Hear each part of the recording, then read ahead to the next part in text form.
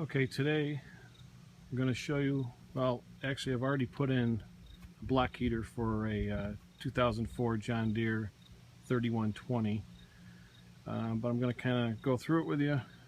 For people who are trying to figure this out, it's not very easy. It might be worth it just to bring it into the dealer to have it done for you, but if you're pretty good with tools, you'll be able to do this yourself. Alright, first I started with, you have to drain the coolant. And if you can see, everything's on the left side in this particular one. And let's see if we can get it, if I can show you right there. This white thing right here. All you have to do is loosen that, keep loosening it. You can drain the coolant right from there. It'll come right out. Save it, because it's quite a bit. It empties almost everything out. Once you unscrew that and you're draining it, if you want it to go a little faster, unscrew the cap, loosen that right up. Make sure the engine's cold before you do this. You don't want to do it when it's hot. Once that's done, you can put that cap back in down below, the white one I showed you. Once it's all done draining, screw that back in. Alright, now the hard part. Alright. From this point of view, this is the piece that I took out. You actually have to use a 1/2-inch drive, like on a pry bar. I'll show you what I got over here. I've got a pry bar and a 1/2 inch on the end. It fits right into it perfectly. Only problem is it's very difficult to get to. This was right here, where this is now. This is the, right here, this is the block heater they installed. Here's the cord. But what you have to do is you have to get your pry bar down in here, your 1/2 inch, on an angle, get it in here. And what I use for leverage to break it, because it's the first time, it's not going to work, I put this long pipe on the end. Just stuck it right on it. And use this for leverage. And once I broke the thread, I was able to move this a little at a time,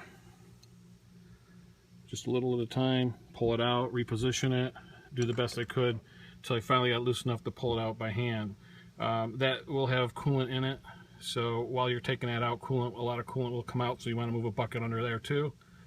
Once that's done draining, you can then install this. The heater block, the problem is you want to either put some, I put the white tape on it, the plumber's tape, to keep the thread in there so it doesn't come back out. You know, you can use anything you want, but I prefer that. It's easier to work with. This is really difficult to put in. You can screw it in by hand, just very little. And what I had to do, believe it or not, most people probably don't own this, but this is a 3/4 inch set. It's got what, 1 3/8 socket on it. 1 3/8 socket on this thing. This is what I had to use. Most people won't have this. You know, you can probably use open end if you have an open end that big. But what I had to do, and I don't recommend taking this off. You'll lose a lot of oil and pressure. But I loosened this and just moved it up a little enough, just enough to get this in. Push this through on an angle onto the socket, and I was able to then ratchet it on the best I could, as tight as I can get it. As you can see, it's not all the way in, but it's pretty deep. I probably wasn't even supposed to go in that far, but unfortunately I won't be able to test it because it's almost August, so 4 or 5 more months I'll know whether it works or not. But I think that's about it. Once you put that in, tighten that up. I would probably zip tie this right to here, and then put the antifreeze back where you got it, or you know, back in the cap up here. And I recommend leaving the cap off, starting it, get all the air out first, you know, let it run like a minute or so, get the air out, and then you can tighten the cap back up. That's what I suggest. That's what most mechanics suggest also. I think that's probably about it.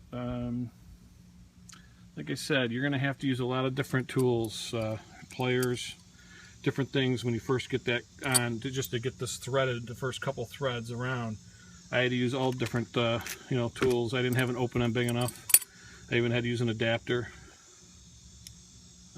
you know, a 1/2 inch on the pry bar. But then once that wasn't working anymore, I pulled out the big stuff. That's a big baby right there.